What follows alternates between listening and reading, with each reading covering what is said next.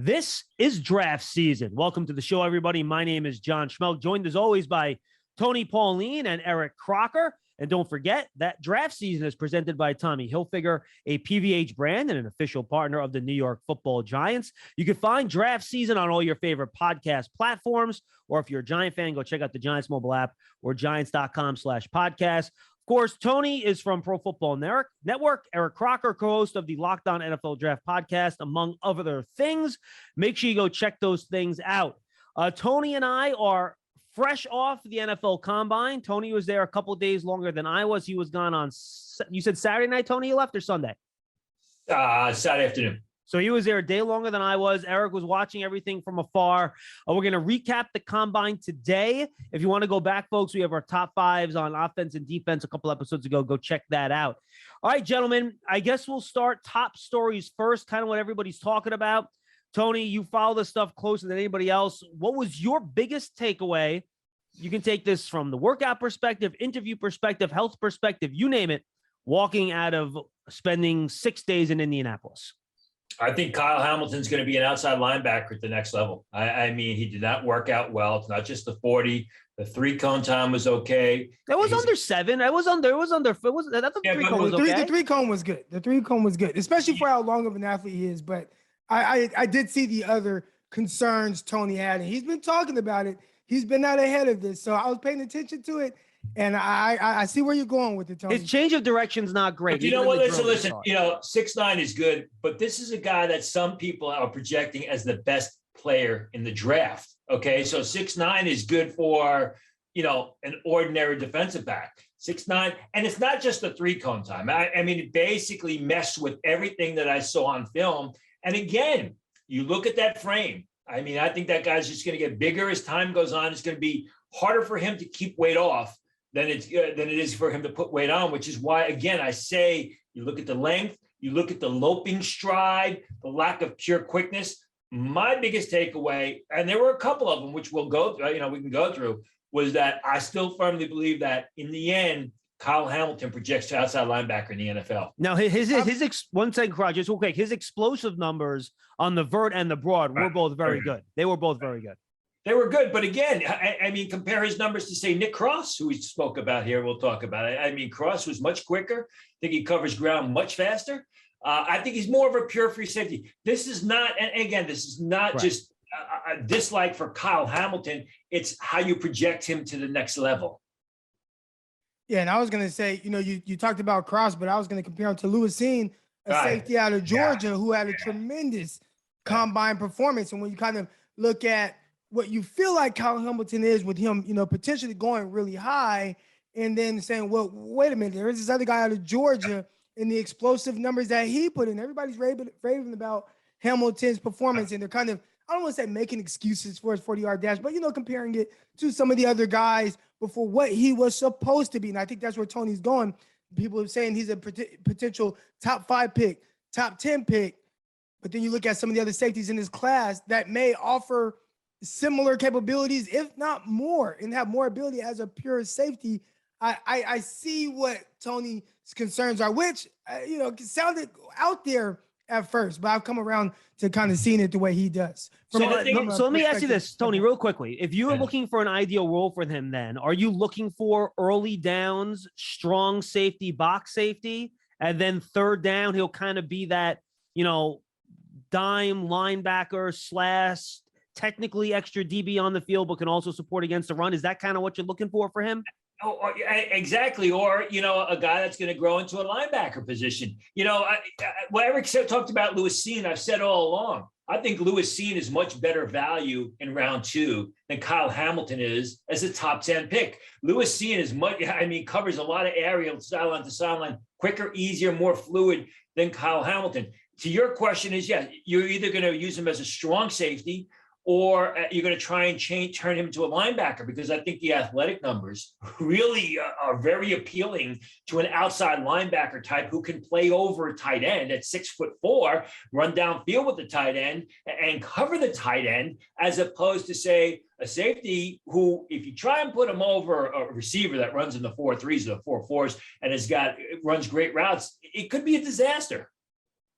No, And I it's agree. always I'm with you. I don't think you want him running with the slot guy. I think we're all in agreement on that, Croc. Yeah, and the issue with that is a lot of times how guys are built. Even with the cornerback out of UTSA, Tariq Woolen, who had a terrific pro day, but he's a legit 6'4", and he's gonna have some of the same issues as Hamilton. Now it won't be as obvious because he's playing on the outside. So on the outside, your change of direction, transition doesn't have to be as great. But when you are a Hamilton, he's so long. The legs are so long. And if you have him matched up on guys in space, the change of direction, that's going to be the one thing that it might bite him. Now, the overall athleticism is terrific. But again, didn't run quite as fast as you would like, at least from what everybody said he was going to do. On film, he covers ground well. How would that look on a play-to-play basis against faster, quicker, and smarter NFL receivers? But John, you said, okay, you're not going to play him over the slot receiver. Again, this is a guy that some people project as the top player in the draft and a top 5 pick. A guy like that should be able to do a heck of a lot. If that guy's got limitations, especially a defensive back, a guy that, you can't play him over certain people in coverage, considering the passing league that's a red flag for me, especially a guy that's been talked about as, listen, I talked to NFL people when I was there to see if I was wrong. This was before the workout. And they all say, no, mail it in that he's a top 10 player. He's a top 5, he's one of the top players in this draft. We'll see if they've changed their attitude since the workout yesterday. And by the way, they said that he was the best safety prospect since Sean Taylor. There was some of that going around. And I think a lot of it just, the size and athleticism, things like that. I'm still higher on like Minkah Fitzpatrick, and when you talk about versatility, being able to cover, also being able to play in space and be a playmaker, I thought Minkah was the better prospect as a safety, and not to take anything away from what Hamilton is. And by the way, what was up with this 40-yard dash? It looked like, Tony, you live in South Jersey, one of those cars leaving AC at like 3 a.m. on a Saturday night going up the turnpike. He was all over the lane. He almost ran off of the 40-yard dash line. I've never seen that before. Well, actually, I'm in Westchester County, New York, but I do know what you're talking about. But I mean, and again, Eric talked about it. They were making excuses. Well, he's running too far to the right. That's going to really quick. Okay, so if he doesn't run a 4.59, if he runs in a straight line, maybe he runs a 4.55, a 4.54. And, again, it's not a bad time. Right. But and I hate to be redundant. This is a guy that some people feel is the best player in this year's draft. Just never, even before this, as I talked about on this podcast, I never figured that out. Tony's priors confirmed is basically what the theme is there. For some reason, I thought back in the day, weren't you in South Jersey back in the day? Or am I totally wrong about that? Always a New York guy. Maybe because you did work for the Eagles for at some point earlier. Is that why? That's probably why. You answered that question. Could be. I got you. Yeah, that's probably why. All right. How about the Thibodeau stuff, guys? He ran the 40. From what I hear, after telling teams he was going to do the other stuff, he didn't. And does this just add? And Tony, you did some reporting on this in Indy, so you're probably the good person to lead off with this. Did that just add to some of the perception issues that he has around the league right now? It's an unforced error. Now, I mean, maybe if he was injured or he felt something twinge in his hamstring, I don't know. But it was a long day, Tony. It was a long day. Very long day. And they sit around for a large part of the day. So, but the fact is this, the article that I wrote last week at Pro Football Network is there are some concerns about that he's not making football a priority. There's concerns. It's not that he's a bad person. In fact, I wrote that in the article. It's quite the opposite, but he's acting like he's already there rather than he's working to get there. And I think when you tell everybody that you're going to do the whole workout, you run the 40 and then you leave, people are going to sit around and shrug their shoulders and wonder what the heck is going on. It's an unforced error, and it's just going to lead to more questions on top of the questions that people need answered as we move towards the draft. Yeah. It's an interesting situation just looking at how the whole thing is played out. Again, I keep going back to the comments before the national championship game, and maybe I'm looking too far into it. All right, but to me, it just came off a little interesting. If I were a team that was going to have to give this guy tens of millions of dollars, right? I think last year the second or third overall pick, they're getting north of $30 million, and it's like all guaranteed. So if I have to give this guy $30+ million guaranteed, how comfortable do I feel that I'm going to get the best version of him? And with kind of what he's put out there, I'm not sure. He's had plenty of time to prepare for this. His athleticism was the one thing that is going to really separate him from guys like maybe a Aiden Hutchinson, right? You want to see that put on full display and know that he has the mindset to really take it to the next level. And if he said he was going to do the workout and he just didn't, I mean, to me, that's a huge red flag on top of the comments prior. Now, if you're just any guy, you're going to be drafted mid-rounds and you're talking about life after football, cool, whatever. But if I'm taking you in the top 3, and that's where he's kind of projected to go, and I'm investing $30+ million into you, football that has to be at the top of your priority list. And I think most people right now are thinking that they're not sure if that's the case. And the thing is what he did really well. I mean, 27 reps on the bench for a guy like that, who's supposed to be a smaller guy with 33-inch arms. That's a terrific mark. Runs under 4.6 in the 40 at 260 pounds, whatever. That's a terrific mark. I just don't know why he didn't finish in it again. All it's going to do is, it's sort of like Devonta Smith last year when he wouldn't get measured and talking about how it's not a big deal. He wanted to be a role model for the smaller guys and everybody's applauding him. And then he doesn't go, he refuses to get measured at the Senior Bowl. It's a talking point that was completely unnecessary. And in the case of Thibodeau, it's just another thing to be added on. Yeah, and then people are going to over and analyze too. He's kind of standing around. He has like the little sour puss on his face. Like he looked unhappy. Like he just didn't look like he was comfortable than watching the other guys work out. It looked like he just like, I really don't want to be here. I want to get out of here as soon as I possibly can. Or at least that's the impression you had just by looking at him watch Croc, the rest of the stuff going on, right? Yep. Yeah, I mean, I wasn't focused too much on him. I was focused on everyone else. But yeah, if that's what you saw, I mean, and then him, checking out early, there's going to be that conversation. And just like we're having this conversation about it, you can guarantee the teams at the top of the class, they are 100% talking about that. The Lions, the Jaguars, the Texans, the Giants and Jets, they're going to be having those conversations about the person. I tell people all the time, man, being in these locker rooms, and Tony, I'm pretty sure you've been around pro athletes, you can attest to this as well. Lack of talent is not the reason why guys are bust or don't pan out. A lot of times it's who the player is. And I've seen it up close and personal with some freakish athletes like, man, I wish I can do the things you can do. But there's something else that's not quite clicking for them to reach their full potential. And guys are going to have questions about that with Thibodeau. Hey, look, and Tony, the one thing Joe Shane said at his opening press conference for the Giants, when he was talking about the draft, he goes, look, when you miss on one of these draft picks, you're usually not missing on the player. Like, you can figure out what this guy can do on the field. You miss on the person. And again, it's not bad guy, trouble off the field, bad person. It's, are they willing to do everything that's necessary? We talked about it when we did our top 5s. You watch Thibodeau's high-end play. It's better than any other player in this class, but will he do what it takes to reach that potential and be that player all the time? And that's what these teams are going to have to dig in to figure out. It's an inexact science. Yeah. It will always be an inexact science because it's very subjective. Again, I go back to the article I wrote last week. A lot of people have compared him to Vernon Gholston, who, if you're in New York, you're very familiar with Vernon Gholston, an incredibly talented player, an incredibly talented pass rusher, who was drafted in the top 10 by the New York Jets, who never met expectations because football wasn't a priority. He had other things going on, and there's nothing wrong with that. But when you do that, you're an early pick, you're going to break a lot of hearts. You get some people fired. No question about it. And by the way, I wouldn't take too much about what his facial expressions are on the field. It was just something that a couple of people had pointed out. I would be very careful about taking anything serious about that for sure. Tony, other top stories or Croc, anything else jump out at you before we start going position by position here?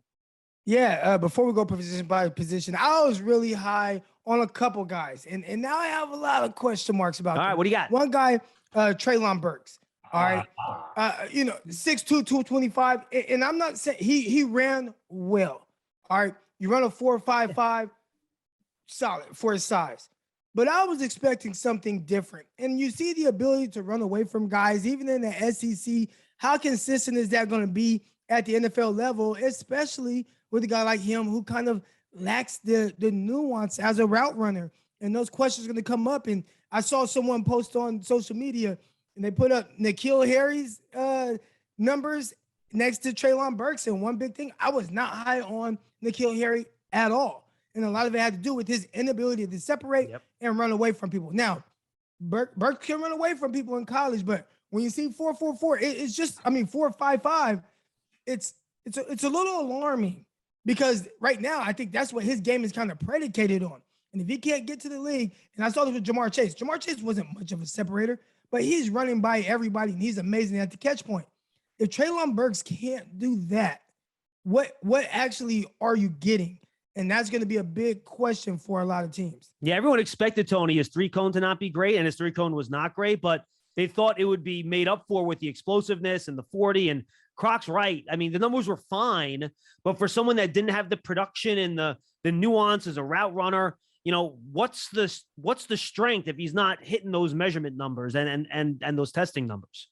Well, listen, you're talking to someone here that never had Treylon. I never had a solid first round grade on Treylon Burks. Tony's taking his bows, baby. I said on this pocket, and listen, that three cone, 33-inch vertical jump, 10-2 broad jump. It shows just a lack of explosion. And then the position drills. He was not good at position drills. He was not running sharp, crisp routes. He was getting upright in his routes. So again, I think this goes back to the fact that, well, people bought into a little bit too much. They love those highlight reel type of films without really breaking it down. Yeah, he was great running those 9 routes. He was great getting vertical and high pointing the ball over college cornerbacks. But that's great. Looks great on Saturday. Doesn't all necessarily work on Sunday. So I think what I personally think, and I said it, I think people were overrating Treylon Burks all along. A real good college receiver. But again, we've seen this time and time again, the Hakeem Butlers, the Alan Lazards, these bigger guys that can just physically defeat opponents to come away with the reception on Saturday. But on Sunday, you got to do more than that. You got to be able to separate through your route running, through your speed, through your first 10 yards. Cooper Kupp, that's what Cooper Kupp does. Has such a tremendous burst off the ball. Opponents are consistently half step behind him. I never saw any of that in Treylon Burks on film. I think that was affirmed with the combine workout that we saw. Yeah, that's definitely kind of alarming to me. And then one other guy real quick, Roger McCreary out of Auburn. This is a guy, he already had the question marks because of the T-Rex arm. So, you kind of go in there and you have sub 30-inch arm length. There's going to be a lot of teams that automatically cross him off of the board. And then he's already kind of slight built. We saw that at the Senior Bowl, round 5'11", 186 pounds. Not sure what he weighed in at the combine. I ain't checked for that. But he's a little slight built. You got to help yourself. I like the film. But you got to help yourself, and you got to run well. So maybe they can overlook the arm length. And he went out there and posted a 4.55. And I just thought, I still think he's a good football player, but he cost himself a lot of money. Compounding the short arms with the size, and then now in less than the ideal 40 time, I think you could see a good cornerback drop. And maybe teams just say, you know what? You're only a nickel, or, you're not really going to be able to play outside, which I think he can do those things. I thought he did it well and against really good receivers in the SEC, but big time question marks coming out of the combine for Roger McCreary. I will say this though, I thought he was super smooth in the drills. I thought in terms of changing directions and switching those hips, I thought he literally was the best cornerback on the field. So I'm with you, Croc. I think people might see him as like a lockdown nickel on day one, and that might be that's a high second round pick. I don't know if they're taking a nickel day one, but yeah, a second round pick. Second round pick. Oh yeah, day two. Day two, I could see it at some point. Well, you got to remember, you look at recent drafts. Cornerbacks are the surprise picks of the late first round. A couple of years ago, we had 3 guys. What was it? The 2020 draft, I believe. You had 3 cornerbacks fit in the bottom part of round 1, which no one figured. Speaking of short arms, Tyler Linderbaum. 31 and change arms. Yeah. 290 pounds, 290 pounds plus. 296, I think. Yeah. Okay. It doesn't really work out, and it doesn't work out at all, I should say. And, I had questions about Linderbaum prior to this. Like Treylon Burks, I thought people were overrating him. There were people who thought that he could be top 10 pick to either the Jets or the Giants. I said, no way. He's a zone blocking guy. So you got a zone blocker who doesn't have great power, and he's got short arms. I mean, that is not a good combination. You watch Tyler Linderbaum on film again. He's a guy who needs help when you're blocking in line with the guards to basically hold the points. I think that is I still think Linderbaum's the best center in this draft. I didn't think coming into the combine he was worthy of a top 20 pick. Now I'm thinking he's somewhere in the bottom half of round 1, basically just off of the measurables. Interesting. Yeah, look, I forget who I was talking to. I think, boy, I forget. I talk to so many draft guys out there. Basically, some teams just don't pick centers in the first round. That takes out teams. If you don't draft offensive linemen more than 300 pounds, that takes out a bunch of teams. If you don't run a zone scheme, that takes out a bunch of teams. You're down to like a half a dozen teams that even would consider picking him in the first round just because of all those kind of thresholds that those teams can have, depending on who the general manager is, right? Never mind, your arms aren't even 32 inches long. Right. Yeah, listen, I covered the San Francisco 49ers, and he fit good with Kyle Shanahan, a guy who likes his guys a little bit lighter and able to move, and they run that zone blocking scheme. But the 49ers, that would be unfortunate for him because 49ers don't pick until pick 61. So is he going to fall to the tail end? 49ers will be happy about that. They'll be able to or have the replacement for Alex Mack. But I'm not sure Linderbaum would be too excited about falling that far after previously being projected a first-round pick. Let me say one other thing that I noticed down in Indy that just impressed the hell out of me, and we're not going to talk about it in the next segment because he didn't work out. I have never seen a human being carry 336 pounds the way Evan Neal does. The dude's skinny. How are you 336 and look lean? That is, I walked up to him at the podium. I'm like, how is this dude 336? I remember when Dexter Lawrence got here, and I think 345, Tony, 350, something like that when he got drafted. Big dude.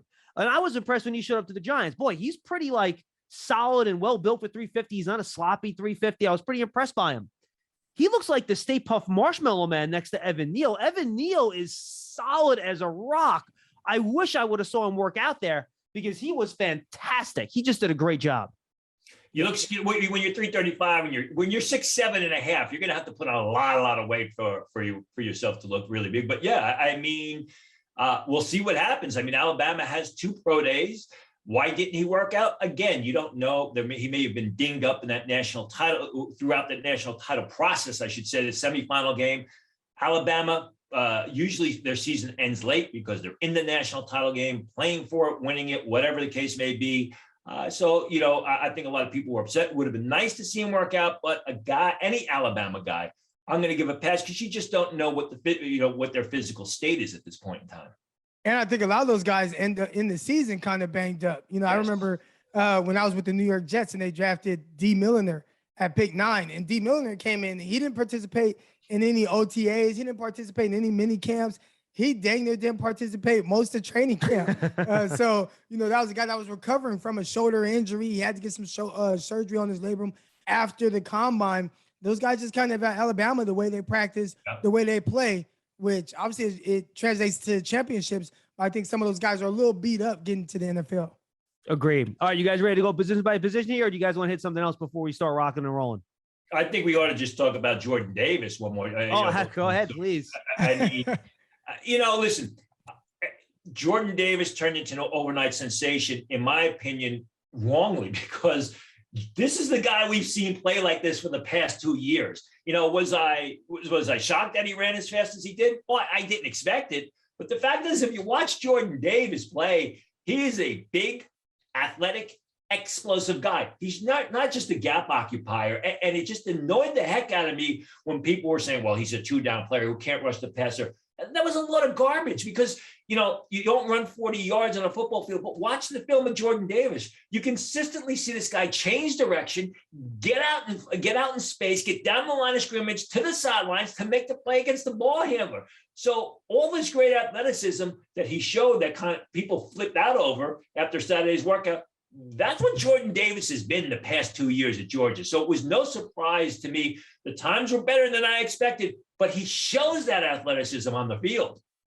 Yeah, and Tony, I give you your props again because you called this out. We were talking about him, I believe, in the last episode when we were going over the defense, and he said, hey, I think we're kind of underselling his athleticism a little bit right now and his ability to kind of chase guys down in pursuit. And, is he going to run down the guy 5 yards away? Probably not. But that short area, I mean, he's able to burst and get to running backs in the backfield before they can truly pick up speed and have some tackle for loss. Just, his ability to continue to improve as a pass rusher with moves and maybe not have to rely on his size. Once he puts all that together, I mean, we are talking about a very dominant 3-down guy. 340 pounds. His vert was 32 inches. That's an inch less than Treylon Burks at 225 pounds. Think about that for a second. So do you think 4.78? I mean, that was freakish to run him 4.78 at 340 pounds at his height. One of the most impressive things I've ever seen, to be honest. 4.78 with a 10 split of 1.68, which is absolutely incredible. So Tony, let me ask you then, do you think if he improves his stamina a little bit, maybe even drops a few more pounds, can he be a real 3-down defensive tackle that you can trust to rush the passer then on 3rd down to the next level? I think he's always been a 3-down tackle. The fact is the players are evolving. Everyone was so maybe caught by surprise by all these times. But the fact is the players in the 90s were faster than the players in the 80s, and the players in the 2000s were faster than the players in the 1990s. And so these guys are going to be bigger. They're going to be faster. They're going to be more athletic just because people get more athletic over the generations. Plus, you've got more specialized training. I never thought it was an issue for Jordan Davis to be a 3-down defender as a nose tackle, as a defensive tackle in a 4-man front. You can even line him up, I think, in certain 3-man fronts as a 2-gap defensive end. He's got that versatility. It was never a question as far as I'm concerned. He's always been a top 15 player on my board. All right, let's go position by position here. And we'll start with quarterbacks. And what I'll say, if you're basing your evaluation of quarterbacks on what they do, throwing at the combine with no pass rush and throwing on air, you're doing it wrong. So I frankly don't get a whole lot out of that. I didn't hear, some people said they're really impressed with Desmond Ridder in their interviews. Okay, great. I'm happy for you. Congratulations. I don't know how much that does for you. Any takes that you guys have, or give me one take each for what you saw from the quarterbacks over the weekend in Indy. Go ahead, Eric. Well, I was going to say Desmond Ridder maybe kind of solidified himself as someone that should just be talked about in maybe late 1st round, early 2nd round, just the athleticism. And maybe he still has to, continue to improve on, the touch and really, just being more accurate, more consistently. But I think, they're going to view him as a prospect with a lot of talent.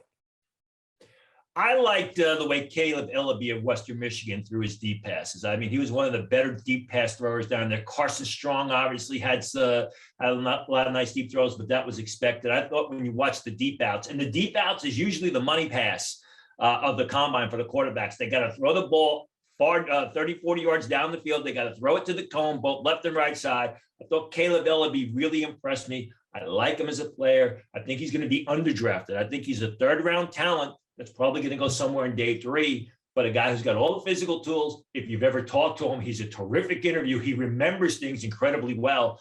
And I think just a matter of early day 3 pick that if he's coached correctly, he's going to be a real good quarterback at the next level. And I don't think people that scouted him heavily were surprised by it, but I think that there was, people that, think of Kenny Pickett as like this pocket guy were surprised by some of the athletic numbers he put up. You see him do that on the field, though. I thought that was something else that probably some people took note of. He was, I think, 3rd in most of the explosive testing. I thought he did a pretty nice job moving around out there. Let's go to running back.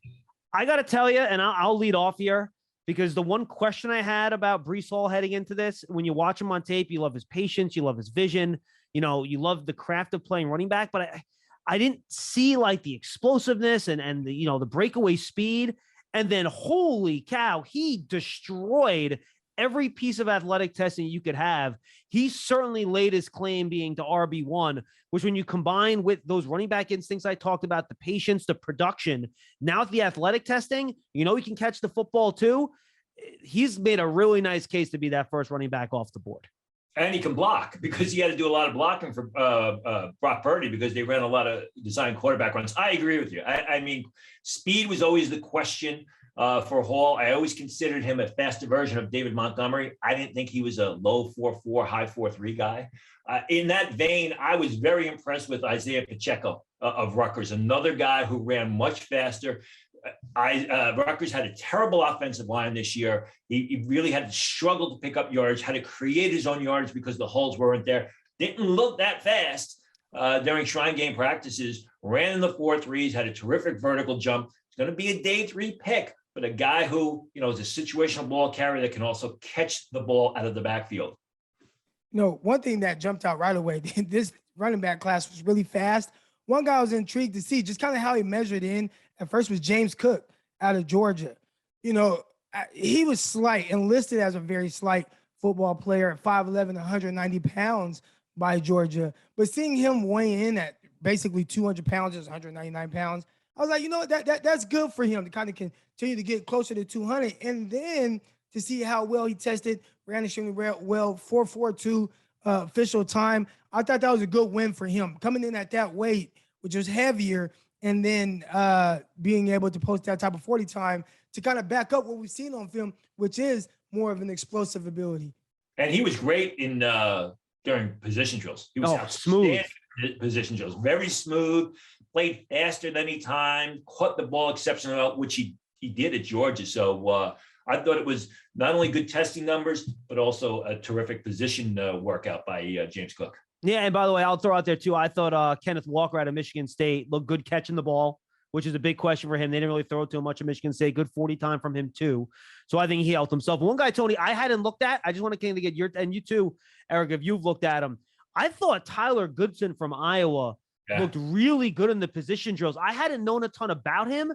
His testing numbers were good. I thought he was a really good mover in the drills. What can you tell us about Goodson?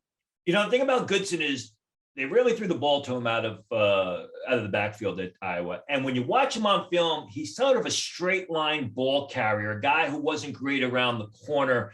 He had that burst, but I agree with you. I mean, he was good testing, and then he was very good during position drills. So it's a matter of coaching him to be able to do that on the football field. All right, let's go to wide receivers. Croc, why don't you lead us off for that position? Fast, right? And, the interesting thing about it is, as well as everyone ran, or a lot of these guys ran, I believe they're legit, just route runners.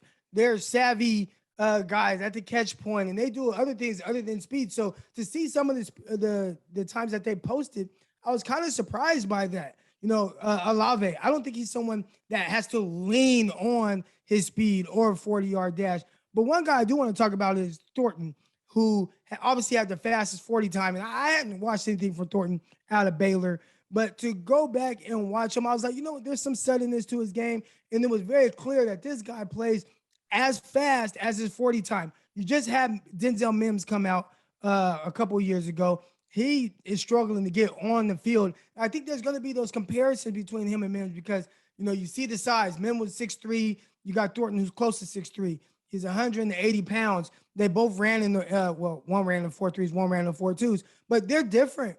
And you see the speed jump off the tape at Baylor, him being able to separate from guys underneath, being able to separate vertically down the field. I think he does a tremendous job with that. So that's a guy who I think, we'll see how high he ends up going. I don't think teams are going to be like, oh, he ran 4.2. Let's throw him day one. But, the potential for late day 2, maybe early day 3. I could see that as a possibility for Thornton. I wanted to put Bo Melton of Rutgers in here, but I when I saw Kevin Austin of Notre Dame work out, Kevin Austin on film is a real good pass catcher. But then you watch him, he comes in 6'2.5", 200 pounds, runs in the low 4.4s. Some teams had him in the 4.3s, 6'7" in a 3-cone. His vertical was 39 inches. His broad jump was 11 feet even. And I think Kevin Austin is a guy who's going to go day 2, probably in the 3rd round area, developing as a receiver. I like the film. The testing numbers were terrific. I thought he did an outstanding job, and I think he really elevated his draft stock. I'll throw a couple guys here real quick. Garrett Wilson reminds me of when Justin Jefferson showed up at the combine. People thought he'd run in the 4.5s, ended up running in the 4.4s, and then look what happened when he got to the pros. He's running past everybody. And Wilson's final official time was a 4.38, right, Tony, if I'm not mistaken? I'll tell you right again. Keep talking. I'll tell you right. Yeah, 4.38 for him, 4.39 for Olave. Yeah, which is nobody thought Wilson would have ran faster than Chris Olave going into this thing. No one thought that was possible. The way he goes up for the ball, he's a good route runner. Now, if he really has that speed, I think that helps him an awful lot. Christian Watson certainly built on what he did at the Senior Bowl with his testing numbers. I thought he was fantastic. So I thought those are the two guys that I think really helped themselves. All right, let's go on to the tight ends. All I got here for you guys is Jelani Woods, who I had not watched before we got there, but he literally look at the top of every tight end list. He was there. We knew this wasn't an ultra athletic tight end group as it was, and I thought it made it pretty easy for him to stand out. Yeah, I mean, I was at trying game practices, and Jelani Woods actually looks like he should be on the basketball court. He looks like a power forward, 6'7" and change, 250 pounds. And when you watch him play, when you watch the film, you're like, oh, okay, high 4.7s, low 4.8s. He runs a 4.61. And you're like, where did that speed come from? Now, he's still a little bit stiff. I still don't know that he's anything other than a third tight end at the next level. But the guy who impressed me, and I expected him to impress me, was Okonkwo of Maryland. 4.52. He's a little bit light, 238 pounds. He's probably more of a move tight end. Doesn't do a bad job blocking when they ask him to. But again, at trying game practices, he caught everything. He runs fast during combine workouts. I mean, that 4.52 is a good time for some of the receivers that we saw, better than Kyle Hamilton. And I think he's just in the right system as a move tight end. I love him. I like him a lot as a pass catcher. Yeah, Greg Dulcich was a guy for me. Watching him at UCLA, I thought he was, really good and fluid, very fluid mover out there in space. And he went to the combine and he tested well to back up some of the things that we've seen on film from him. All right, let's jump to the offensive line group. Tony, why don't you lead us off at that spot?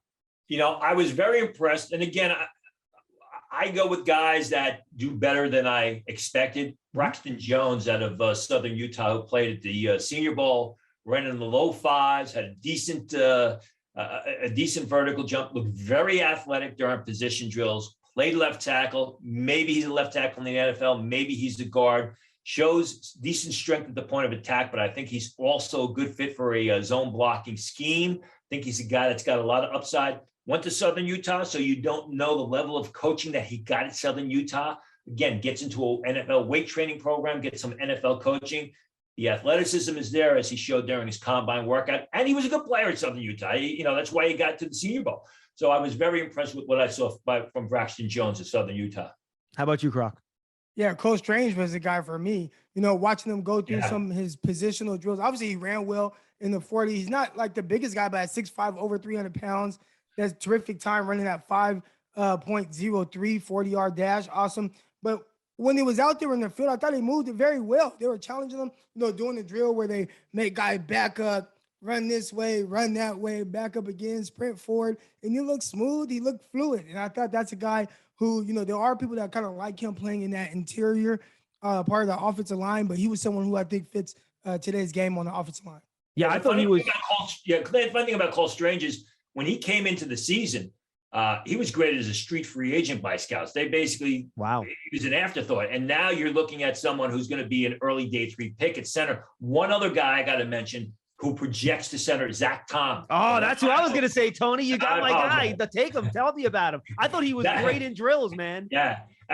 Great in drills. His testing numbers were outstanding as well. 4.94 in the 40, 33-inch vertical jump, 9.10 in the broad jump, 7.3 in the 3-cone. I mean, he's an athletic guy who played left tackle, and you can see the athleticism at left tackle when he was at Wake Forest, but he just doesn't have the size. He doesn't have the strength. He's going to be moved inside, he could be moved into guard. I think he's going to be a real good center in time. Sorry to steal your thunder, but Tom was outstanding. But again, another guy who showed the athleticism on film and just proved what a lot of people thought after watching him the past couple of years. Yeah, I thought he was excellent. And I'll just say, I think, Zion Johnson solidified everything we already thought about him. It wasn't one of those deals where he's surprised. I just think he's as safe as a pick as you can have in this draft, and he's going to be a good football player wherever you pick him. And I don't think you can go wrong going there. But I agree, Tony. I was really impressed by Zach Tom. I didn't know anything about him before the combine. Then I looked into him. I was like, wow, all right. I like this guy as a day 3 pick as someone you can develop a little bit. I'm with you. All right, let's go to the defensive line. I want to ask you guys about this player. So I'm going to start here. Trayvon Walker, okay? He tested off the charts. People told me he was going to test off the charts, so I wasn't surprised by that. But I didn't see that on tape when I watched him. is this just I'm going to use a basketball reference here. Is this like scouting these guards coming out of Kentucky where they play in a system and you need to figure out, like, you know, like Devontae Booker was a backup for John Calipari, right? And they play in a very rigid system. So it's difficult to figure out exactly what they can do in totality. Is the way they used Walker, guys, something that maybe is, you know, hiding some of his ability here, where if he was allowed to be out on the edge, you would have seen more out of him? How are we supposed to figure this guy out? Because if you're thinking about him now as a top 5, top 7 pick, you're projecting him to do something he really didn't do in college as an edge guy. And that to me is a little rich for a projection. So just give me how you're kind of taking what we saw from Walker in totality over the weekend. Well, the thing is this, is go back to Jordan Davis. I mean, the people put limitations on Jordan Davis when they shouldn't. If you watch the Georgia film, I disagree with you that he didn't show the athleticism. He just showed it in different ways. He didn't show it as a consistent pass rusher. Right. But no, that's fair. Watch the film. I mean, they used him in coverage on zone blitzes, and he would backpedal 10, 15 yards and make plays when the ball is in the air. Yep. He would change direction and get out in space and make the tackle. And again, the issue with Georgia is they had so many tremendous players in that defensive front seven. They continually rotated them. And to Walker's credit, rather than just mindlessly pin his ears back and rush up the field, he played assignment football. He did what he was supposed to be. He would stay with his gap responsibilities rather than just rush up the field. So I think it's more a situation where Georgia had the system. They didn't need him to rush the passer consistently because they would send guys like Quay Walker and Kobe Dean and other people up the field to get the pass, and they maximized his talent in other areas. Listen, I knew that Trayvon Walker, and I reported, was going to test top 3 to top 5 in every category for the defensive lineman, but he was absolutely off the charts. As we're, we talk about Jordan Davis, the Georgia linebackers, and as Eric mentioned, Lewis Cine, everybody from Georgia really had an outstanding combine. They killed it, and Walker definitely was one of those guys. You want to talk about the athleticism kind of jumping off the screen. I remember watching him in the national championship game, and the way he closed, it was almost like he ended up in kind of like a spy situation on Bryce Young, and he closed so fast. I was whoa, who was that? Who just closed like that on this quarterback in space? And that was when I knew, like, okay, obviously he's a tremendous athlete. How well he's going to test, I don't think I saw this coming, but it was something good to see. And I think NFL teams, depending on how they utilize him, because they did some different things, having him rush from the inside and things like that. If they are going to start to set him up as more of a outside linebacker, 3-4 outside backer, or just pure 4-3 edge and have him come off the edge there, I think that's where you'll see like the benefits of his athleticism. You use him in all those ways. I mean, don't limit him, because what you're going to do is, if you use him in all the ways that you just mentioned, how is the offense going to stop him? Or at least, they may have to put in some protections to stop him, which will open things up for the other players on the defense. All right, so we hit Walker, we hit Jordan Davis earlier. What are the defensive linemen jumped out for you? How about you, Croc? Well, other ones, my guy, man, Boye Mafe out of Minnesota. Yeah. It was good. And I was told, my buddy, he works with him out there in Minnesota, and I went out there and I visited them, and you see, like, guy, he clearly loves it, and he's been really kind of developing behind the scenes. They had somebody ahead of him for a couple of years, but now he's had his chance, and I feel like he's still kind of growing as a pass rusher. But you watch him at the Senior Bowl, did a terrific job winning his one-on-one reps, rush from the outside, rush from the inside.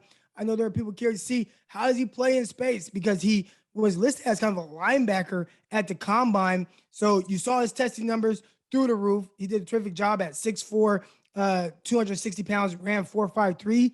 That was awesome for him. But to see how he moved in space with the position drills, I think that was what stood out the most for him. Yeah, I'm going to go with Amari Barno of Virginia Tech. I don't know if you want to count him as a defensive end. I don't know if you want to count him as a stand-up linebacker in a 3-4. Now, he's an edge guy. It counts. I don't know if he's going to be able to do both. But the fact is, I was told, and I reported, he's going to run the mid-4.4s. The guy runs 4.36 at 248 pounds, has a 37-inch vertical jump, 10-11 broad, good in position drills. And the fact is this, go back and watch the film on Barno. He shows that athleticism. He's not just an up-the-field guy who can bend the edge. He gets out into space. He gets out in pursuit to make plays. much faster, much more explosive. I think when you've got that type of player who's got decent size, granted, he's going to have to learn to protect himself and defend the run at the next level. But when you get a guy who's that tall, is that athletic, he's got the growth potential, he's got the speed and explosion, the sky's the limit for somebody like Barno. And by the way, I want to launch an investigation how Travis Jones didn't just dominate the AAC all season. The way that man moved at that size with his strength, how is he just not like destroying opposing offensive lines on a weekly basis? I haven't gone back and watched it, but I don't get it because that dude is a beast. And absolutely. I said that after the Senior Bowl. Yeah. I mean, after he dominated 3 days of Senior Bowl, it was like, where was this guy against Holy Cross in UMass? But the fact is this, when you play for what's got to be what was anyway, the worst 1A program for 3 of the last 4 years, it's got to be demotivating to a point where, you're hanging on to beat Yale with 40 seconds left in the game, which was a weekly occurrence for UConn. So that's got to be defeating for him. And you're right. It's sort of a roll of the dice. I got to speak at length with Jones at the Senior Bowl. He seems like an upfront guy. But again, legitimate question. All right, let's go to linebacker. I'm going to lead off. I've been on this guy since I saw him at the Senior Bowl. Didn't know anything about him. And, he's not a sleeper anymore. He's probably going to be a second-round pick, and that's Troy Anderson from Montana State. Boy, that dude moved. I had a chance to talk to him. He was at one of those side tables, Tony, during media availability, so there was nobody really around them. I had a chance to talk to him. His story is great. He starts off as an offensive player. Then he's playing like safety, he's cover, and then he goes to linebacker. And you can see all those movement skills. You talked about it on the tape. He's also a thumper. He's willing to hit. For me, this guy checks every box. You want a step and play off-ball linebacker that can cover or do everything you want on 3 downs? Troy Anderson's my guy, and he only made me even happier watching him at the combine. I thought he was fantastic. It's been a slow build for Anderson. I think in 2020 during the COVID season, I don't think Montana State played a game. They may have only played one game. You got to go back and look. He was good during the season. Then the questions about Anderson was, at the Senior Bowls, listen, we know he's good in the box. We know he's good up the field. Can he make plays in reverse? He did a good job there. And then he shows just exceptional athleticism at the combine. So like you say, he's going to be a day 2 pick, likely in the 2nd round. And coming into the season was given late round grades by scouts, probably because they barely saw him play in 2020. But he's basically answered the call. For most was Christian Harris of Alabama, a little bit smaller at just under 230 pounds, runs in the 4.4s. And again, this is the athleticism. You go off the 2020 film, Christian Harris looks like a legitimate 1st-round pick. Inconsistent last year, had his ups and downs, but in the semifinal game, in the championship game, he was the Christian Harris that I saw in 2020. Now you see a guy who, on film at his very best, is a tremendous 3-down linebacker, and you meld that with the athleticism and the speed that we saw. I think Christian Harris has got it going back in the right direction. Well, you talk about athleticism, and I think, that was a big question mark for my guy, Chad Muma. And a lot of people were worried about that. How can he move in space and do those things? He is a guy who led the nation in tackling. Well, he goes to the Senior Bowl. He goes to the combine and ends up, having a 40-inch vertical leap, runs 4.63. His 3-cone was terrific. Just from an athletic standpoint, I thought he tested extremely well. So it shows that, hey, he at the very least has the ability to continue to improve his athletic traits and ability on the field. So there's some room for growth with him. That was a guy I was excited to see him test well. Yeah, I thought he did well as well. All right, let's go to the cornerbacks. Croc, lead us off. Oh, man. Sauce Gardner. Now, obviously, that's an easy guy to kind of pick out because of, everybody was expecting him to come in. How well would he do? How well would he run? And he ended up running a 4.41 at close to 6'3", almost 200 pounds. But to me, it's all right. He has all these athletic traits. Well, now how high does he go? And what scheme does he fit best in?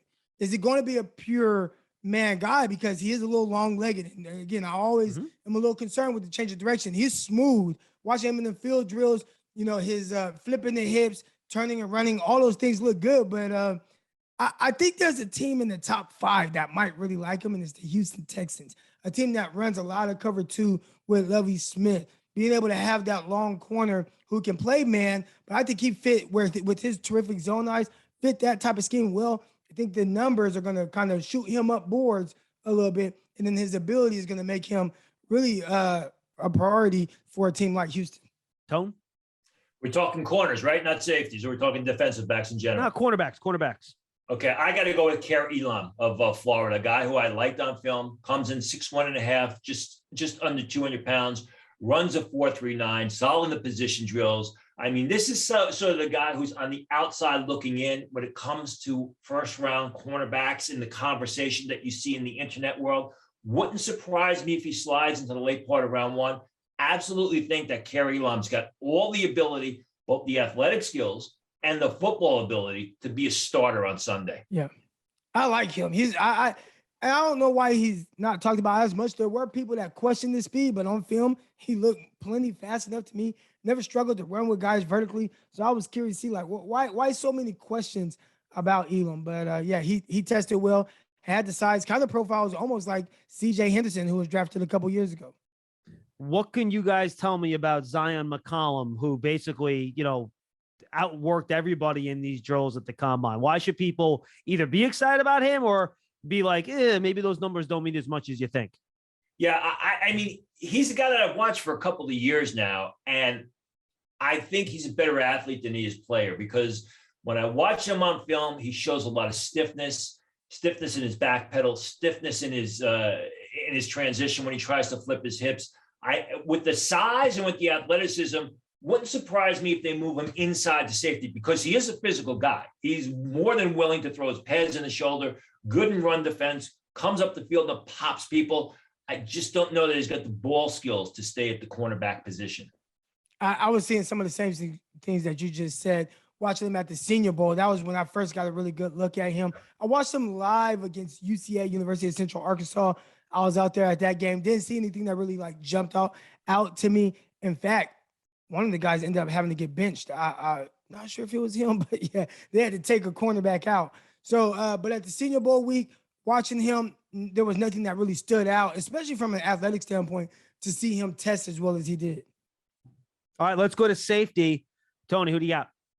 Listen, I got to go with my guy, Nick Cross from Maryland. I've been boasting about him. I've almost had to get in fist fights with people about him. I say he's going to be a day 2 pick. I have him right now as my number 3 safety.